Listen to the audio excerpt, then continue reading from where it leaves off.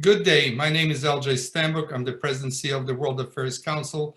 We are delighted and honored to have with us today John Williams, the President and CEO of Domtar.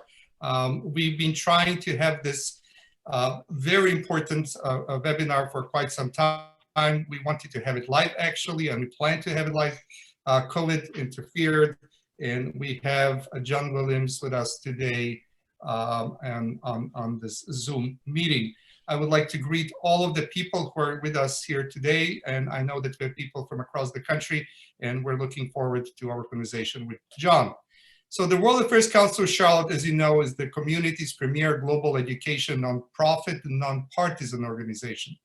The World Affairs Council of Charlotte has always sought to bring the world closer to you, our members and supporters, and to build a community of internationally informed and engaged citizens. Dialogue, knowledge, active participation in an understanding of global issues are vitally important for our democracy to flourish at all levels. Next week, by the way, I would like to share with you, we have the World Affairs Council Distinguished Speaker Series with Eugene Woods, the CEO of Atrium Health, and Dr. Julie Freischlag, the CEO of Wake Forest Baptist Health and Dean of Wake Forest School of Medicine. They will be speaking on setting the national standard with COVID-19, investing in life-changing care for all. This program is Wednesday, December 16th at 2 p.m., so please put that on your calendars. A little bit of housekeeping here. Your microphone will be on mute and your camera will be turned off for the duration of this presentation. To submit a question at any time, and we do want you to submit questions, please don't hesitate. Use the question and answer box in the Zoom toolbar. You can see it circled in red below on the toolbar. This presentation will be recorded and we will share with you via our World Affairs Council mailing list. So make sure you're signed up to receive our emails. If you enjoy this free program, please consider making a tax-deductible donation to help support our international education mission. And please do know that your membership is a crucial contribution to a leading community platform for nonpartisan discourse on the most important international topics. Do become a World Affairs Council of Charlotte member. We need your support. We need your membership. It is a great organization to be part of. Finally, if you are on social media, do know that we are on Facebook, on Twitter, on Instagram, on LinkedIn, and other platforms. Like, share, and follow the World Affairs Council of Charlotte. Now, this is the best part I get to do. I would like to introduce to you John. John D. Williams has been President and CEO of Domtar since 2009. He is also a member of the board of directors. Mr. Williams has more than 40 years of experience in both consumer products and packaging. He began his career in consumer product sales in 1976, gaining insight into key market dynamics in the UK and the US. Since joining Domtar in 2009, Mr. Williams has led Domtar's transformation from a strictly paper manufacturing enterprise to a significant player in the absorbent hygiene market. At the same time, he cut costs and invested in new and innovative technologies to help grow their pulp production to the third largest producer in the world, right here in Charlotte, folks, right here in Charlotte. Mr. Williams is a lead independent director of the board of directors of Owens Corning, a director of Form Technologies, Inc., a privately held leading global group of precision component manufacturers based in Charlotte, North Carolina, and the chair of the advisory board of the Stern Center for Sustainable Business at New York University. He is also a board member and he is chairman of trustees for the Palisades Episcopal School. Ladies and gentlemen, my honor, delight to introduce to you John D. Williams. John. LJ, thank you so much. So I very much appreciate the opportunity to have this conversation with you today. If I could have my first slide up, Jesse, please, that would help me. Like many of you, I've lived and worked in a number of different countries in my career, and it's a pleasure to spend time with others who share an appreciation for international experience and understanding. And I'm grateful for the contributions of the World Affairs Council under LJ's leadership towards making Charlotte more globally focused. So thank you for that. My plan here is to share some thoughts I've been reminded of during this highly unusual year, and to then spend the balance of our time in conversation. I do encourage you to ask questions and to share your own perspectives and experiences on the subject that I've called my little paper here, Managing Through Uncertainty. Domtar, we have a long track record of managing through many uncertain times, through wars, economic depression, recessions, and in fact, COVID-19 isn't even our first pandemic, as we're planning the celebration of the company's 175th anniversary in a couple of years. We take heart in the company's history of successful evolution, adapting to changing markets, adapting to disruptive technologies, and other risks and opportunities across the board. I've often considered how similar businesses are to sort of natural ecosystems. A company's size and strength at a moment in time is absolutely not the best indicator of its prospects for long-term survival. To the contrary, a company's ability to adapt seems to me to be the surest indicator that it will preserve and grow shareholder value for the long term. To me, this ability to adapt seems essential to managing through the kind of uncertainty we've all faced in 2020, both personally and of course from a business standpoint. One, I think, example of this will be that in fact, none of the companies who were in the original Dow Jones Index remain on that list. Many have been bought, many have disappeared, many have been overtaken by new technologies. And then I would ask you to consider that Domtar, seen as a very traditional company in many ways, we were nearly half a century old before that index was ever created. And I'm reminded in 2020 of Mike Tyson's remark on strategy, that being that everybody has a strategy until they're punched in the face. And I would argue very strongly that 2020 was such an enormous surprise in so many ways that it was the equivalent of really getting a good sucker punch in early March of 2020. Speaking for our own business, today we're global with principal operations in the US, Canada, Spain, and Sweden. The products we make today, communication paper, pulp, and absorbent hygiene products, are sold in some 60 countries. And at first blush, I could understand how these products seem strikingly different from the company's original business of providing timber for shipping wharves in England and railroad ties that tie together what was then British North America. Clearly, Domtar's agility to innovate and change is deep in the company's DNA. Could I just have the next slide up, Jesse, please, if you would? But let's be clear, I think. Adapting to changing business conditions doesn't mean chasing after every new idea or every shiny object that comes along. It's not helter-skelter, and it's not just good luck. And again, Churchill, of whom I'm an enormous fan, had an expression, he called it KBO, which I won't go through exactly what that means. But basically, I mean, just keep carrying on, keep going, because that's so important. So I've given a little bit of thought here on this slide to, what's it really mean to manage through uncertainty, and how do you keep some kind of lodestar, I guess I would say, of kind of who you are, who the business is, and what matters as you manage through these types of times. So I think, first of all, managing through uncertainty is very much about knowing kind of who you are as a business and what you do well. What are you good at? What are your strengths? What are your weaknesses? Kind of understanding the values of the business.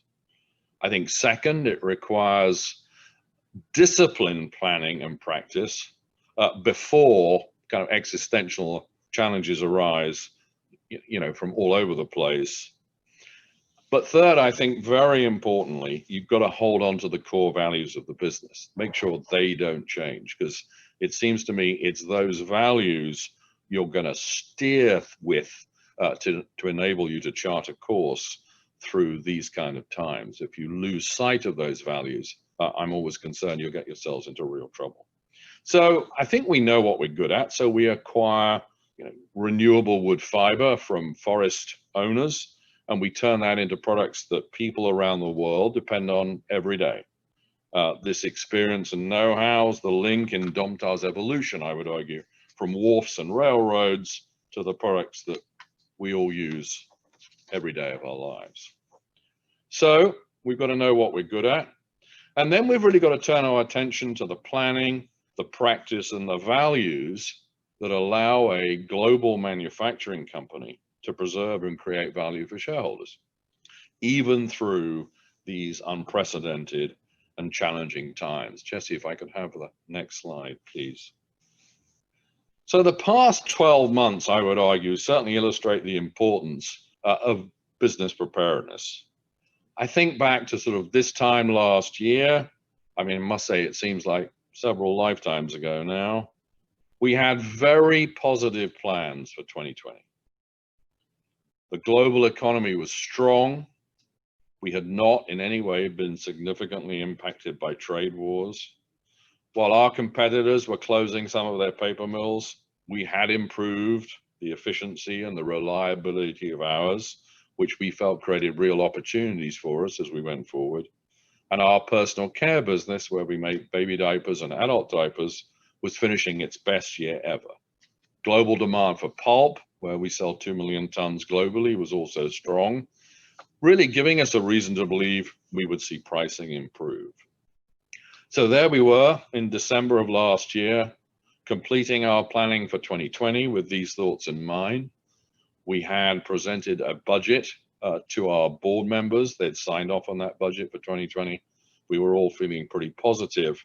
And, we had some choices, we felt, to repurpose some of our paper mills for the future.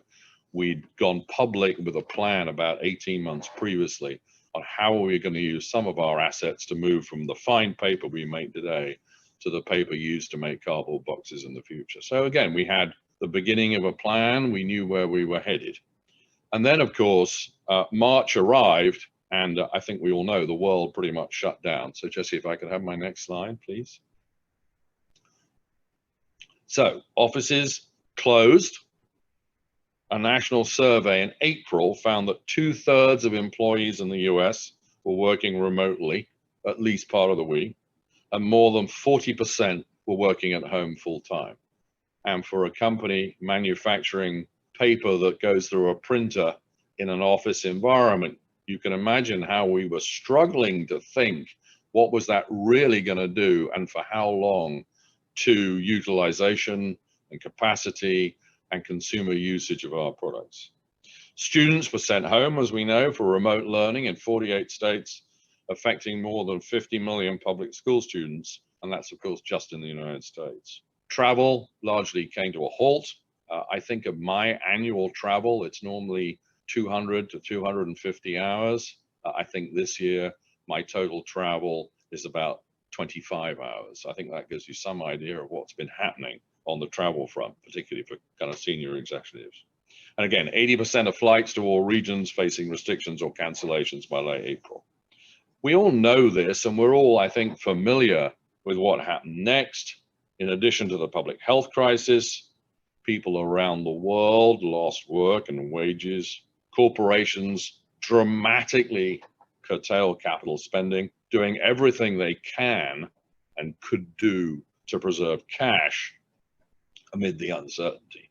So profitability almost became a secondary consideration, and cash preservation, balance sheet preservation, I think became pretty much top of everybody's list. If I could have my next slide, Jesse, please. So what did we do within the Domtar context? So to give you a bit of context, we're 10,000 people, about 1,200 of those are in Europe. All of the rest, other than a little sales office in Hong Kong, are in North America. So we suddenly found ourselves in early March not facing the strong business climate we'd anticipated for 2020. And there were all kinds of influences on our business that we had not anticipated that the pandemic generated. So I'll give you 3 or 4 examples. So in our pulp business, where the pulp we manufacture, goes into tissue products, so paper towels, the kind of things, all that kind of stuff, toilet paper, we had a mini boom as people stocked up, worried about whether or not they were actually going to be able to get product. Would the supply chain last out in terms of them going to their grocery store or their supermarket or their mega store to get those kinds of products? In addition, we found in our baby diaper business, there was massive pre-buying of baby diapers and to some extent adult diapers. In our paper business, in the month of April, our volume was some 40% down on the prior year. So one of the first things we had to think about is, what is demand going to look like for the next few months? How much of that demand will never come back? And if it does come back, how will it come back? And what capacity do we need to manufacture? And I must say, I would argue that one of the key roles from management in this environment was to actually come face to face with how bad it could get and take action based on some reasonably negative assumptions, thinking, well, even if we overdo this, we can always either open up the capacity again, or of course, you know, we can keep producing in the future. So that was an interesting moment, trying to get the management team face to face with the realities of what we were facing in the short term. We suspended travel and froze hiring. We announced the closure of 2 mills and a converting plant. We reduced our workforce by nearly 1,400 people, about 20% of the headcount in the pulp and paper business, and we suspended our dividend to shareholders. We have managed to preserve cash very successfully, so our liquidity has actually increased during this process. And in spite of the fact that we kept sales well above $3.4 billion in the first 3 quarters of 2020, and our underlying EBITDA was reasonable, we had to take a lot of restructuring charges that drove us into a loss for the year to date. So we've been through all this. We've had to make some management changes. And so we find ourselves now, having kind of got through this, thinking about 21 and really trying to think very carefully about what will 21 hold for the future. In addition, because we had to lay off a large number of people, we have to be very thoughtful, I would say, around making certain that, you know, we motivate people who are left and make sure they don't, you know, 1, have what we would call survivor guilt, I'd say, and 2, that, you know, they feel motivated to continue after this very difficult period. If I can have the next slide, Jesse, please. So, you know, we really have to think around the optionality that we plan for our future before any of this happened. And, you know, is that still relevant in today's environment? So a good example, I think, is we have some fantastic paper assets that we know perfectly well will not be selling the grade we manufacture in the future, because that grade is in decline and has been in decline actually since 2007. So we have accelerated some plans for one of our mills in Kingsport, Tennessee, to make containerboard, which is the product that makes boxes. So everything that you see as you order from various e-commerce platforms that turn up in your house, and of course, you know, everything that is in a box within the supply chain. In addition to thinking around that, so that's something we're doing, and that is a $350 million expenditure over 2 years. So I am full of praise actually for our board, who have kind of backed this in a difficult world, right? So because our liquidity has remained solid and we've kept our balance sheet intact, we've actually been able to accelerate some of our capacity additions and some of our capital. And that's, I think, been enormously powerful, both for the marketplace and for our people to realize, you know, there's actually still a very strong future in this business, even after everything we've had to weather in 2020. We are shifting our culture really to just watch expenditure more carefully, make sure that, you know, selling and general administration expenses don't creep up on us as they have a tendency to do over time. Obviously, I think we're rethinking how we sell and market. You know, we've managed to maintain and actually win business in an environment where we haven't been able to visit our customers. How does that relationship change in terms of sales force activity over time? And try to think that one through pretty carefully. And, you know, we're having a strategic review of our personal care business. You know, what should we do with it? What are our options for it going forward?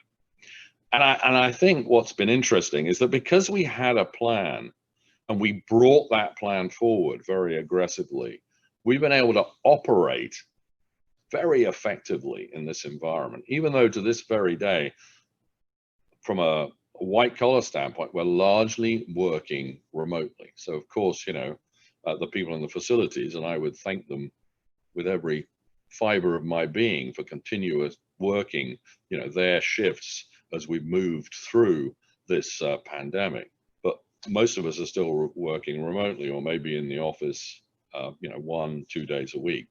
So I'm deeply impressed that we've been able to achieve what we've been able to achieve, you know, major restructuring, a large investment in that environment. If I have a worry going forward in this, it's how we will maintain the kind of corporate culture in a remote environment. I think, you know, you largely learn the corporate culture from behavior of others, from, you know, some of the publications that companies produce, but, you know, you learn it from meetings and how we interact with each other and how we treat each other respectfully. That seems to be much more difficult in a virtual world. So we've got some work going on at the moment, really thinking very carefully and thoughtfully around that and how we build and how we maintain our culture in this kind of environment. So if I can have my slide 7, please, Jesse. So, you know, we remain the largest producer of office paper in North America. And of course, in March of this year, when North America's office workers began working from home and students began learning remotely, I mean, the use of that office paper, as I said to you earlier, reduced by about 40%. And demand for that office paper had already been declining by 3 to 4% a year due to electronic substitution. Look at the way we all live now versus, you know, how we used to live. But we had baked that into our business planning. So at that pace, we knew exactly what we wanted to do. We knew the time horizon of when we were going to have to repurpose assets. And even in a declining market, this is still a very profitable enterprise making this paper, providing you're kind of managing your capacity and supply and demand effectively. But of course, no one saw coming the kind of reduction that we saw. Now, I was, I'm not sure if lucky enough is the right word, but I started running this business in January 2009, when of course we were just emerging from the previous, you know, what do we call it? I guess the Great Recession, perhaps. And demand decline doubled in COVID versus the way it had declined in that environment. So this was kind of an existential event to the business. And our problem really wasn't the direction of that paper demand curve. We knew it was declining. It was really the hyper acceleration of that curve. In a way, I guess I would say our future arrived far ahead of schedule. There's a phrase I use from a company I used to work, which is a distant elephant. That, you know, you see a little speck of dust moving in the horizon and you think nothing of it, and then suddenly you're being trampled to death by a large pachyderm. And I think to some extent that's exactly what happened here in terms of the sheer speed at which this hit us. Now, and that would have been, as I said, an existential threat, but we were prepared. So we had already decided which of our mills we were going to close and repurpose, and we'd already done some of the early engineering analysis. So actually we accelerated, yes, of course, with a sense of urgency.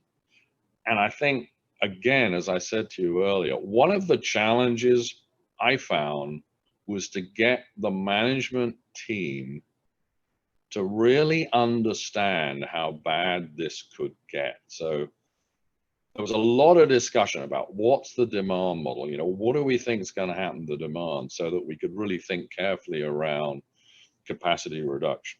In the end, we closed about 25% of our uncoated free production, and that resulted in 800 or 900 job losses. One of those mills we will repurpose, and the other one's still running, doing some other things. But again, I think that was a lesson. How do we get ourselves in a room when the sales line's falling over, particularly in the paper business, not in pulp, not in personal care, but in paper, and think about what's the demand going to look like? We built a very good model, very fast, and actually so far as we've emerged, we've held pretty much that model in terms of the way we think demand is building back. So that I think has been quite an achievement for us, because, you know, at first, quite frankly, we were almost in a state of panic about what was going to happen. So, you know, and of course you'd rather make bold decisions when you feel you should, but in this case, we had to make sure we were agile enough to make them quickly. So we've closed our Kingsport, Tennessee mill, and we're going to repurpose that into containerboard, and that'll be the second largest containerboard mill in North America, making about 600,000 tons of paper annually. And of course, this preparedness, I think, given the fact we're public, really does show kind of our duty to shareholders here. And of course, there, you know, we breathe new life into a facility, and you know, we'll be making containerboard in that facility for probably the next 100 years. So in the end, actually, you know, if Milton Friedman says, you know, never waste a good crisis, I think we've actually used this to our advantage to accelerate our move into that marketplace, and really to make sure we're incredibly competitive in that marketplace. At the same time, we're still America's leading, and very happy to be leading producer of office paper. And it's interesting how, when you look at what's going on, people actually are buying printers for their home office like there's no tomorrow, and they're substituting some of that printing they would have done in an office environment at home. So again, although the marketplace is off by, you know, 10, 12%, it's anything but the 40 to 50% it was, you know, right in the very heart of COVID. But I think the other question is, you know, every problem to some extent is also an opportunity. And, you know, here, I think in our pulp business, the end use markets we're supplying, so this is kind of the toilet tissue market, absorbent hygiene products, paper towels, that's really been a very solid market in terms of volume for us. And, you know, we're growing in that market. We have strong plans to grow in that market in 21. So I think we, you know, we found ourselves in a position there we could make everything we could sell everything we could make. So it was a very interesting challenge where we had to kind of break and accelerate all at one point. So where business was very strong, like for example in the baby diaper business, you know, we had to take our plant in Delaware, Ohio, and push and push and push to get productivity. We had to do the same thing in some of our pulp mills, whilst in our paper mills we were saying, you know, slow down, you know, we have to watch inventory very carefully. So managing all that across an asset base through the same management team, again, I think was a challenge we've had for a while, but it was obviously accentuated by what we were going through. So I guess to summarize, I don't for 1 minute mean to sound as though, you know, we kind of sailed happily along through 2020, or assume 2021 will be, you know, anything other than a challenge. There's no doubt, you know, that what happened in 2020 was, is, and remains a crisis, from a demand standpoint, from a lifestyle standpoint, I think potentially for businesses, from a cultural standpoint. I don't think it's my place to address the societal challenges we face, but undoubtedly, of course, those all feed into what corporations are experiencing at any given point in time. But you know, I think we came through it well. We've invested in kind of crisis management processes over the last few years, so you know, we know we know a crisis when we see one, and we kind of understand how we have to behave. So we held our nerve, I think, but nowhere did we have in our crisis management book a global pandemic. I mean, it's a true black swan event for businesses.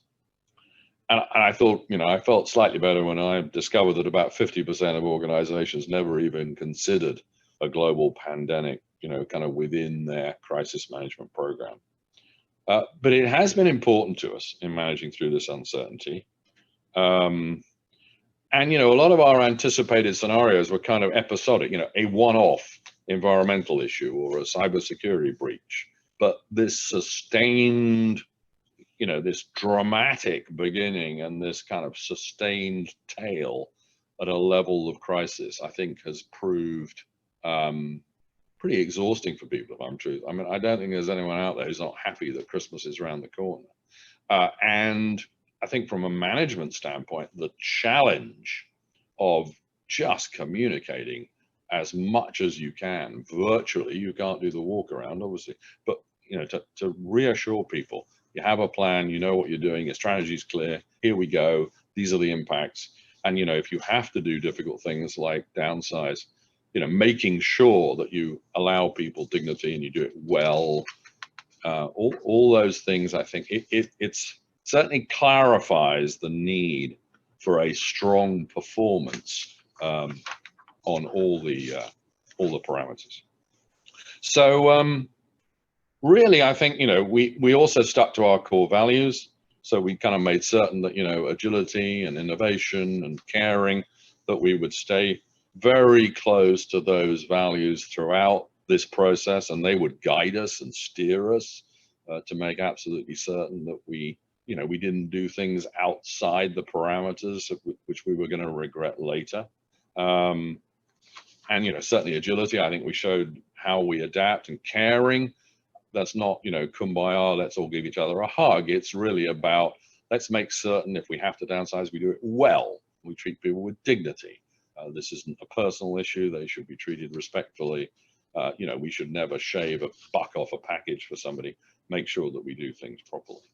So I think, just to summarize on, what's been our experience.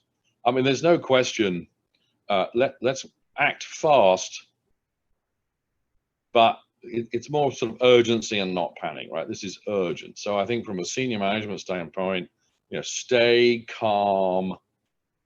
I think you have to work hard to get people to think about how long might this last? How bad can this be? Let's take some early action. Let's batten down the hatches.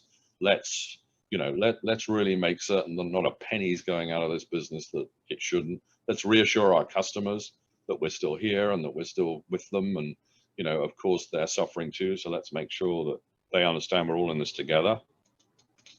And, I think overall, you've got to move at speed. You're going to have to move without all the data. You can't make a perfect decision because nobody knows the data.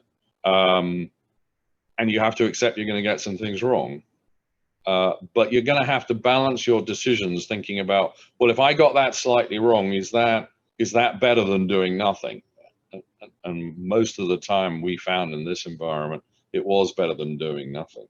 So I hope that's helpful. A little bit of a whistle-stop tour in terms of just how one pulp and paper and an absorbent hygiene company sort of weathered this storm. But I would really welcome any questions you may have. Thank you.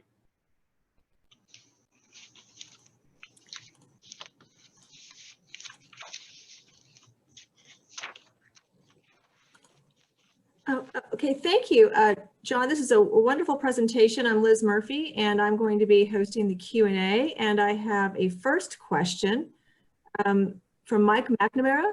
So we seem to be at a pivot point with the virus. Do you think conditions will be more like 2019 or prior times by Q3 of 21?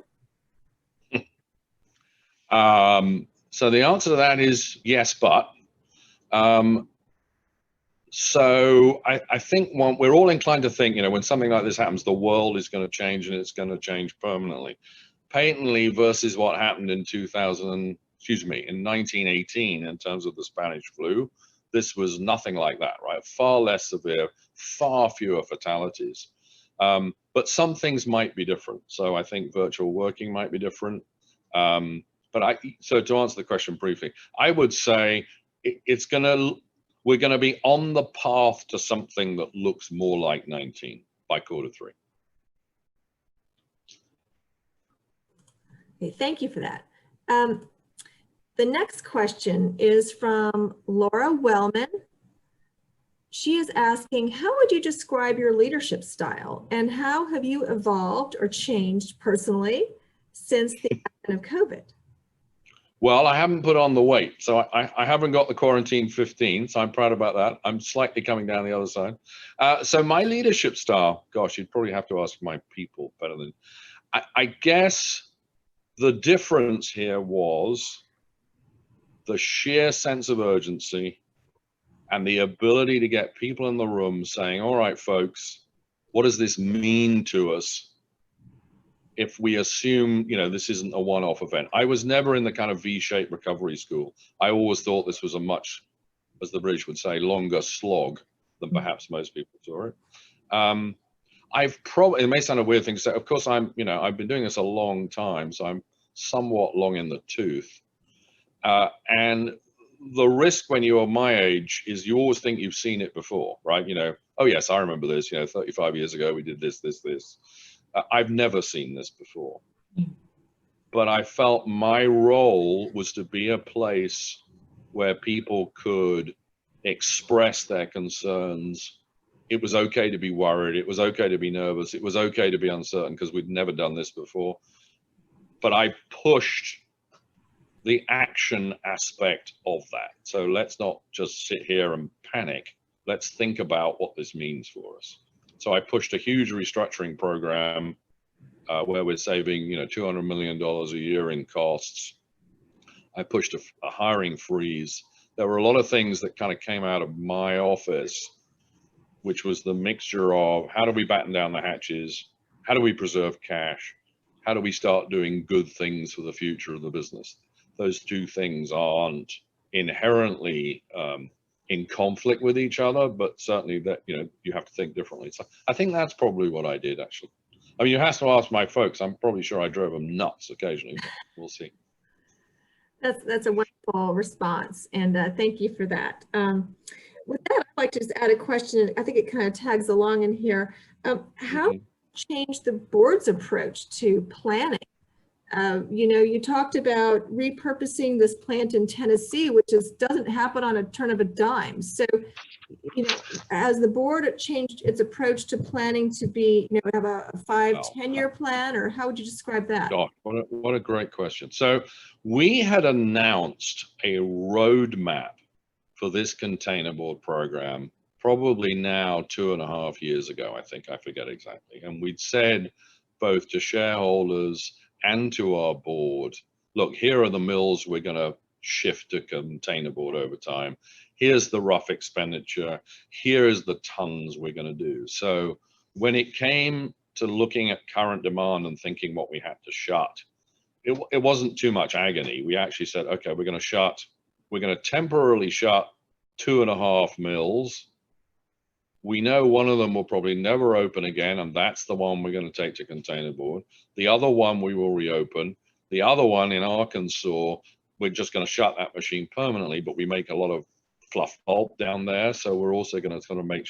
So I think for the board, they never felt, you'd have to ask them, I'm sure they're telling you, they never felt, well, what on earth, where did this come from? This is just out of a clear blue sky. These people are, you know, they're panicking. It was always, no, we're going to accelerate the plans we already had. And I think they took, I mean, God bless them, you know, when you think about saying, you know, $350 million is the biggest capital program we have ever embarked on in this mill, this single mill. And, you know, this is the beginning of a several billion-dollar investment over a number of years. They were right with us. I mean, they got it. They got it. That's excellent. I have another question from John Galls. How is Domtar's success affected by U.S. trade policies and tariffs, taxes, unfair competition, invasive Chinese practices? Yeah, no, that's a great question. So we've had 2 trade cases since I've been here, both of which have been found in our favor. We have one currently we're moving through on what the British call receipt paper, but essentially it's POS, the stuff you get from your department store, that paper, where we make the base paper and we're you know, Several of our customers are there with us. We also got that on a couple of other paper grades. So it's probably said imports on those grades, have been less than they would otherwise be in an open market. And that's probably impacted, a couple of 100,000 tons over time of a sort of 3 million ton system at the time. So it's been helpful. I wouldn't deny that it has. Oh, you've gone on mute, Liz. There you go. Hold on. Don't worry. Yeah. Okay. Very good. Thank you. Next question is from John Gallus. Have you moved any of your manufacturing processes to producing packaging materials that fill the needs in logistical and distribution efforts? And just to broaden that, how has, even if your plant has been able to produce its output, how are you dealing? Have you tried to vertically integrate any of the distribution to get the product to your customers? Well, so that's a great question. So we have not historically made the grade that makes boxes. So we make uncoated pre-sheet. So in fact, the big transition that we're making in Kingsport, Tennessee, is to come out of making, the photocopying paper that you put through your printer into making what is called containerboard for boxes. So that's the move. There is a large capital expenditure involved in doing that to make sure, you make sure that machine and the drying and the front and the back end all are actually lined up. We make a product that is whitened. That's a brown product. So that's, I don't want to get into the technicalities. One is softwood, one isn't. So you have to make sure kind of, the forest lands, you can be competitive getting the raw material you need. So that's how we've done that. Great. This next question is from Sarah Peeler. Looking back, would you do anything differently as it relates to pivoting the business during the pandemic? Well, I'd be taller and slimmer. I'd do that differently. What a great question. I would say, looking back, could we have done things a little? We were pretty speedy. It took us a while, maybe 2 or 3 weeks, to really come to terms with what this meant from a demand standpoint. Until we could get to that, there was not, we couldn't do much, right? We had to think, what's this really going to do to demand? And what does that mean in terms, had that taken a little less time, maybe we could have shut a bit earlier and saved a little bit of money. And on a personal basis, I think we did a pretty good job of reaching out to our customers, but you could probably never do enough. So I think those are the two things I'd think about. Very good. The next question is from Stephen Davis. And he has a multi-part question, but I'll pick on the one that you've not necessarily answered. Secondly, as a seasoned CEO, how do you see the workforce in the future now that many have been sent home and the need for in-person gatherings is not so much a requirement these days? So I think he's just speaking to how is your workforce changing to being virtual? It's a white collar question and a blue collar question. So obviously within the facilities, and God bless them for it, my hourly and unionized workforce has turned up all day, every day. They've turned up for their shifts. They've done the work. They've never missed a beat. My white collar workforce mostly have worked from home. And I have not made the choice of saying you've all got to be back here and, you're all going to be tested twice a week and we're going to have a nurse on every floor. I just haven't done it because I think you do that if you feel you've lost productivity.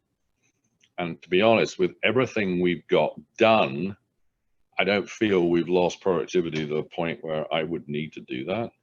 But I'll be honest, I mean, as soon as, the virus, the vaccine is doing its thing and herd immunity, I mean, quite frankly, I think there'll be a hybrid. Maybe you work at home 2 days a week and you're in the office 3 days a week, because I do think driving the culture remotely is a challenge. I think it kind of erodes over time. So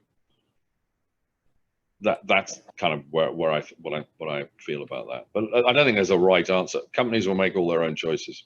But I mean, I was listening to somebody the other day in one of the banks in New York who was saying, well, they'd worked out, you know, if you have 6 feet of separation, if you arrive at the elevator at 8 o'clock in the morning and you wait for the elevator to get to your office because only one person can in, it'll take you till 2 o'clock in the afternoon to get your own office, right?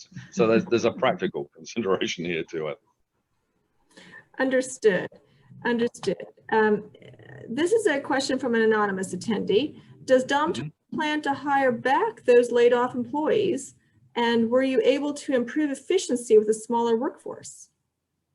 So no and yes. So those jobs are gone. We will hire back a number when we fire up, or just before actually we fire up that paper machine in Kingsport, Tennessee, but it won't be to the same numbers. It'll be a smaller number, but it'll still be in the hundreds. But certainly the kind of support jobs that have gone are gone. I mean, now what we're not trying to do is the same with less. We're trying to do less with less. So i.e., you know, try and focus to make sure that we don't blow people up because we're asking them to do too much. Very good. This is from Alvaro Fernandez. In those areas where you inevitably got some things wrong over the last 9 months, decisions you would have taken differently, what did you learn from those experiences? What did I notice about what we got wrong? So what was the commonality of what we got wrong? Do I understand that right? Well, he's asking, what did you learn from those experiences? I'm sorry. Right. Clearly. So it's a balance between the data that's good enough to make a decision and the data that isn't good enough to make a decision. And, you know, my weakness is probably I'm overly intuitive, right? Because I'm, as I said, you know, I've done this a long time. Whereas my team are trying to give me data. And occasionally that intuition takes me to places that I shouldn't be in terms of let's just do this. And if I'm feeling, you know, everyone's had their say and I think I probably got a little more directive at the very beginning on, you know, kind of this is what we have to do. This is what we have to think about. Once we've got that, we can do this. And over time, then people took ownership. But yeah, of course we made some mistakes. You know, you could argue, did we take out too much capacity? We've taken out 25% of capacity. The market's off 12%. I have less to sell. Actually, I don't have any problem with that because quite frankly, then I can make some choices on customer selection, supply chain and pricing that I'm perfectly happy to take. So, but I would say probably just occasionally, you know, we have to make a choice. And actually sometimes you don't. Very good. Okay, this next question is from an anonymous attendee. Who are your major global competitors? What do you see happening business-wise in Q2 and Q3 in the US and the world? Right, so my major competitors would be in fine paper, international paper, who've just announced they're actually going to spin that business. So they won't be our major competitor by Q3 of 21. A company called PCA, who are a great packaging business, who are also in the fine paper business. A whole raft of smaller players. Our paper business is largely domestic, so they're the competitors. In pulp, the Brazilians, the Swedes, the Finns. It's a really global business. We're shipping hundreds of thousands of tons into China. And obviously in the personal care space, it's both the big brands, Pampers, plus other private label guys. So I would say in the personal care business, great underlying demand for incontinence products. Baby products largely flat. We're largely in incontinence. I think that market's solid and will stay solid. Pulp grows nicely based on the end use market so that we're in. So I think, you know, that business from a volume standpoint will be solid. I think on the paper side, if the recovery happens and people go back to work and, you know, people just generally feel better about the economy, I would say, you know, Q2 to the question, Q2, Q3, will be on the beginnings of an upside in terms of, the economy is, I mean, to be frank, the people who've been annihilated by this experience are small businesses. So, to my mind, the sooner, then that's a powerful part of the economy. It brings people in, and they actually their job creation is gigantic versus major corporations. So it's really about, will we stop clobbering small businesses and allow them to operate? And as we do, I think the economy, two things start to happen. The economy comes around pretty quickly, and everybody feels better, right? Because they've got a job, right? So I think it's going to be about, in the end, this is going to be a psychological question. Have people taken such a battering, we've beaten them into the dirt? Or, as small businesses come back, the world starts to change dramatically. This next question is from an anonymous attendee, and I'm going to maybe paraphrase it a bit, but from your customer's perspective, do you see them stockpiling, moving away from just-in-time inventory management and doing things to basically smooth out the logistics issues with getting product and whatnot? And specifically, I think the person was maybe looking at it more from the consumer perspective, is where the shelves are empty at the grocery store, what do we do about that? Yes, it's that weird behavior, isn't it? They're empty because everyone's behaving the way I'm behaving, but if I wasn't behaving the way I'm behaving, they wouldn't be empty and no one would have a problem, right? So I think on the corporate front, where there was pantry loading, so I think particularly of kind of, paper towels and cleaners and all that kind of stuff, I think there's no doubt that those businesses brought forward and said to their supply chain, I just need more stuff in my supply chain. You need to hold more inventory. I'll hold more inventory. Because if there's another buying spree, I don't want to be the brand that isn't there, right? I don't want to be the whatever it might be. That's really in very, very small categories these days. So, I mean, big categories, but, not huge numbers. So I think certainly at first, we all went into a major kind of inventory lockdown, because nobody knew where demand was going to be. So let's have as little as possible. That was overdone sometimes in the supply chain, and witnessed the fact that stuff wasn't on the shelf, but also consumers bought it. That I think has lessened quite dramatically now. As I go around my supermarket, there aren't too many holes anymore. Remember there was going to be a meat shortage. Remember all that? And, we were all going to, I've got 8 dogs who I buy meat for. So I was panic buying on that front. But so I don't think, in fact, I think with cash preservation becoming so important, a lot of people are trying to learn how to operate on less inventory. I think the one question, sorry, it's a long-winded answer to a simple question. The length of supply chain. Am I really comfortable now that this stuff, whatever it may be, is coming? Does it make sense that it's coming from wherever, China or Vietnam or whatever it may be? And of course, I think we've learned, haven't we, as consumers, that the fact that this country doesn't make it any antibiotics anymore and requires China to make them all, I think there'll be things in the pharmaceutical supply chain that change pretty dramatically. That's interesting. It has brought a lot of things to light, that's for sure. Hasn't it? Well, because we've all chased price, right? Yeah. T-shirts don't cost 50 cents because you make them in South Carolina. They cost 50 cents because you make them in Vietnam. And that's true of many products. Yeah. Now that we're still in now December, from the original time people went home, at least on the white collar side, how do you continue to motivate your employees from a distance? Well, communicate. So that's what we've been doing. So they get to see my ugly mug probably more than they'd like. Lots of written communication. We have a thing called Canopy, which is a website, Domtar website, which we're always putting news and trying to engage people. We do a employee survey every so often to make sure kind of they're still with us. So all that, to be frank, I don't think any of it beats actually being able to wander around and say hello to people. but you do the best you can.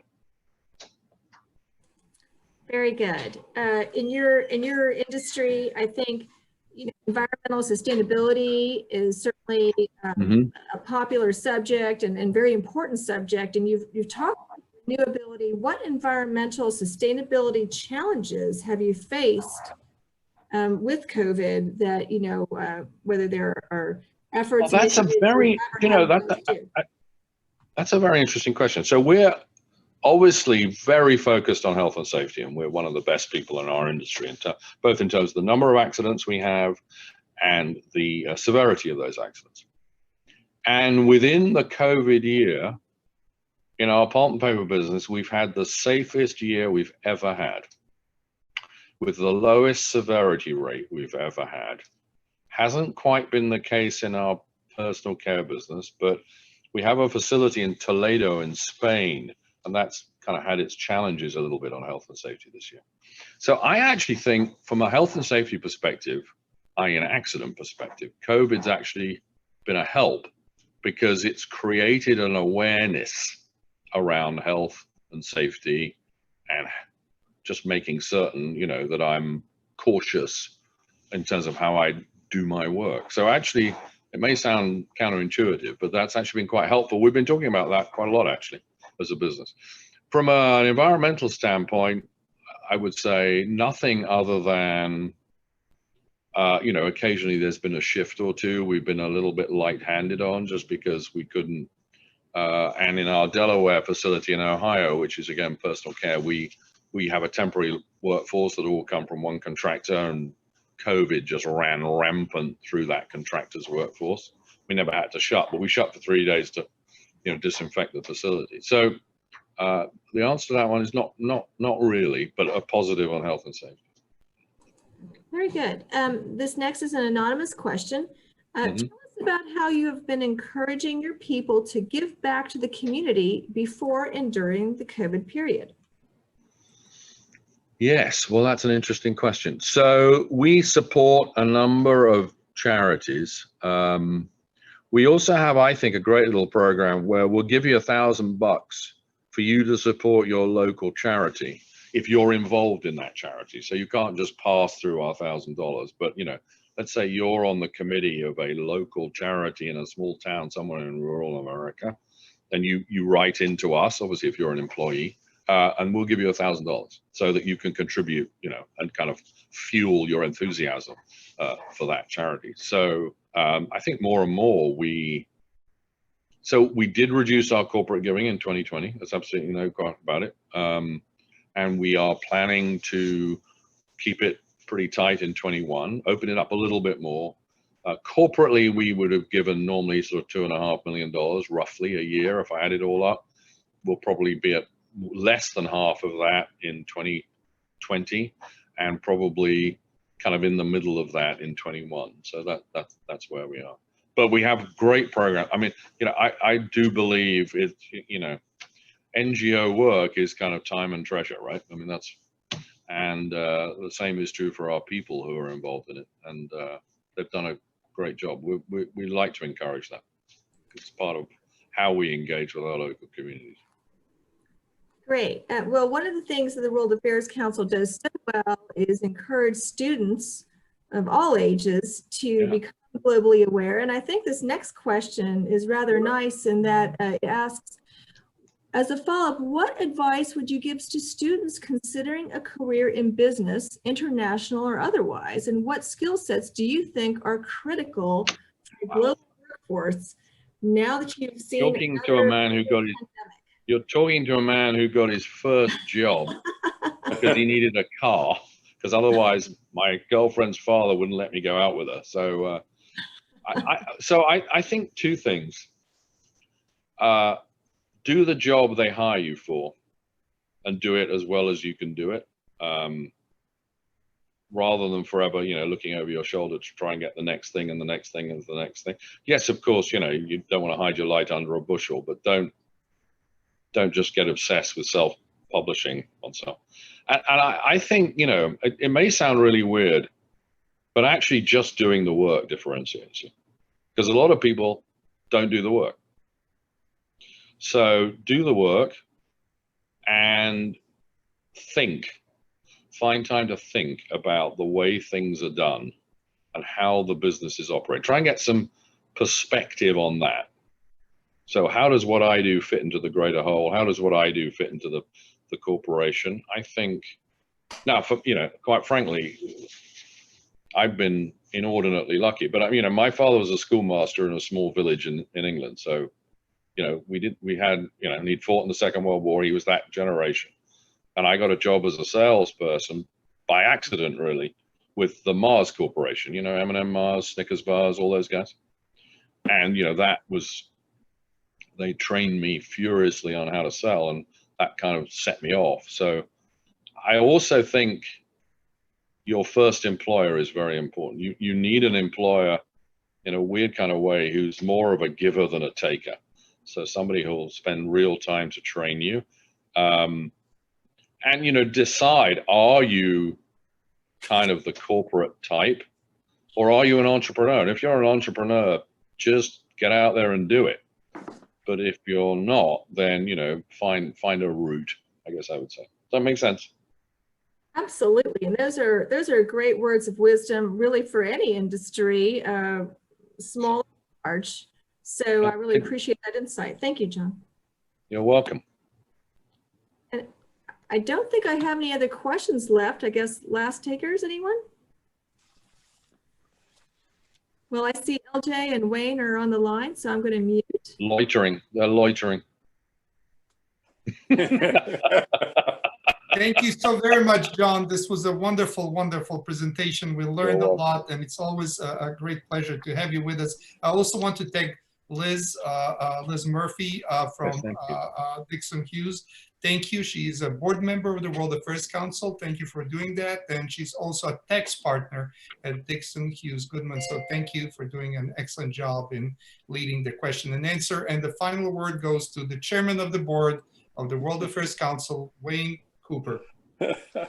Thank you, LJ. And I tell you what, John, thank you so much. That was a great, great presentation. It's great hearing from somebody that's in the trenches.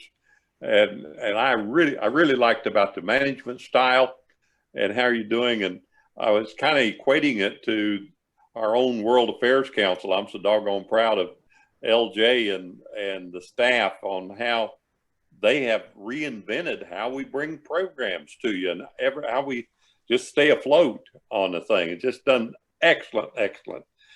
As we always say, if you're not a member, please become one.